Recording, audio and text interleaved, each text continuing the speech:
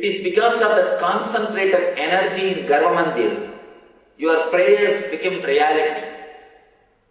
You should understand one thing, how our prayers become reality. How our prayers comes to real life, how they become reality. If you keep a slide in front of a projector light, you will see that slide in screen as a reality. If you keep a temple slide, you will see the temple. If you keep an actor's slide, you will see that actor. If you keep an actor's slide, you will see that actors. Whatever you keep in front of the projector light, you will see that in reality. Same way, whatever thought you keep in front of a concentrated energy, you will see that that thought will become reality. The Garvamandirs of temples are a high intense energy, potential energy which is created by an enlightened master and maintained by a regular puja and mantras. Continuous repetition of mantras charges the whole energy, the whole space. It is kept alive. When you go and stand in front of that energy field, when you offer your thoughts, simply the whole thing becomes a reality.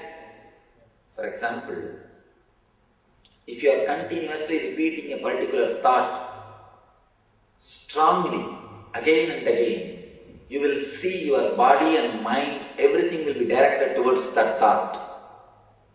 Same way, when you go and stand in front of an energized murti, in front of energy space in the temple, and create a thought, create a wish, your whole body and mind will be tuned to that thought.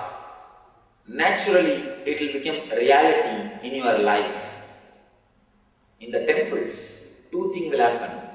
First thing, you will have the Shakti to make your dreams into reality.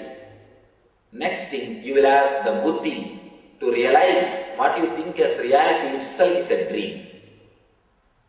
Shakti to make your dreams into reality, Buddhi to realize the reality itself is a dream. Both happens when you are in energy space. Temples are created to replace an enlightened master's presence. Enlightened masters, when they leave the planet Earth, when they leave their body, they wanted there should be some space which can continuously inspire the people, which can continuously heal, inspire, which can give them the experience of spirituality and the sacred feeling. That is the reason they have created these structures. And you should understand the energizing process. It's a beautiful sloka in Taittiriya Upanishad.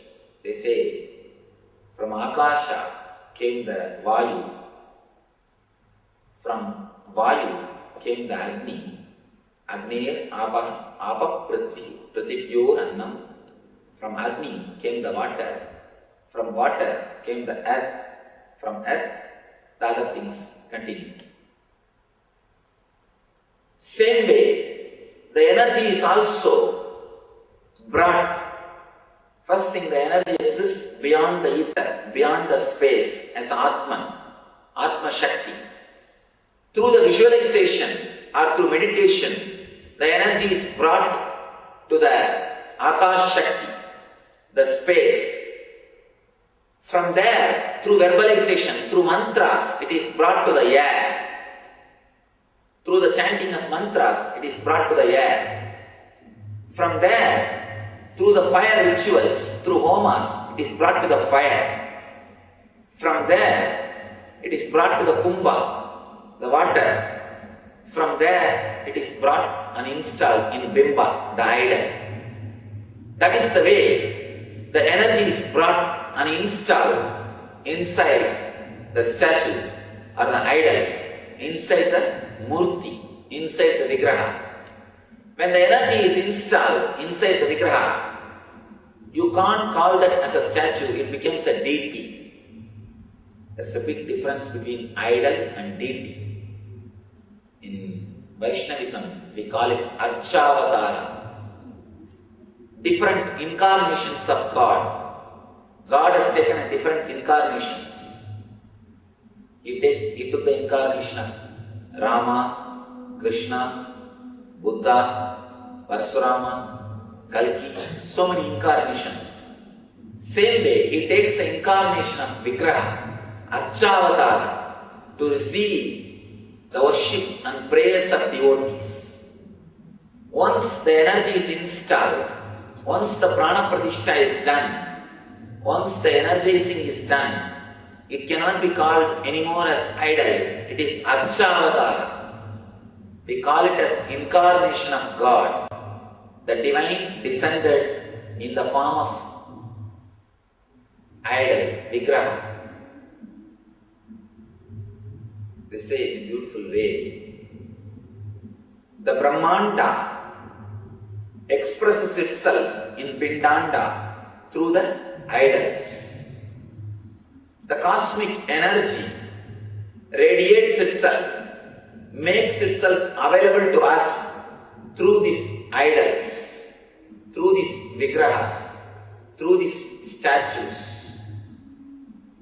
We need to understand how it is possible and how we can derive benefit from it. Even Einstein says there is no such thing as a matter and energy separately exists. We don't have a clear-cut boundary between matter and energy. After Einstein, the very idea matter and energy has disappeared, because he says whatever is energy. When he says E equal to mc square, whatever exists is energy. That is what the Upanishad says there. Last statement of science is E equal to mc square. Whatever is energy. The first statement of Upanishad is Ishavasyam idam sarvam. Whatever exists is energy. So the last statement of the science is the first statement of Upanishads.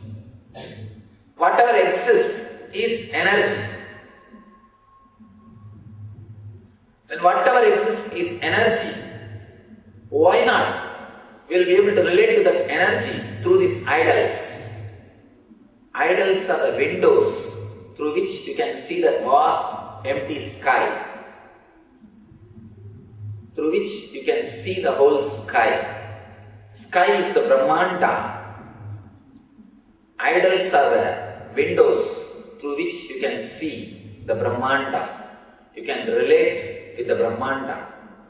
For example, if suddenly some tsunami or some natural calamity happens, all of us have lost our cell phones except one person. Only one person has got one cell phone.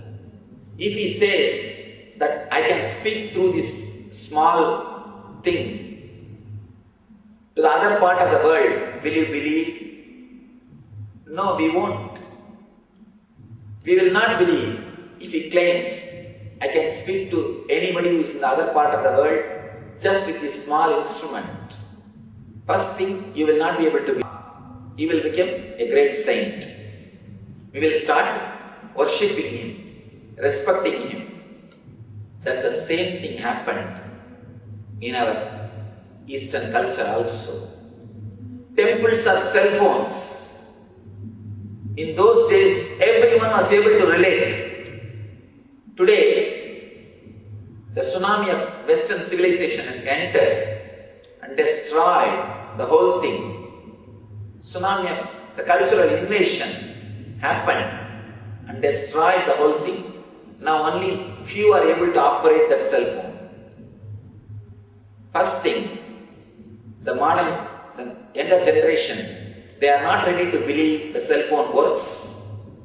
Next thing, If at all you see some proof, you make him a saint and you say, oh, it is such a big job, very difficult job, he is able to do, he is a great saint, an enlightened person.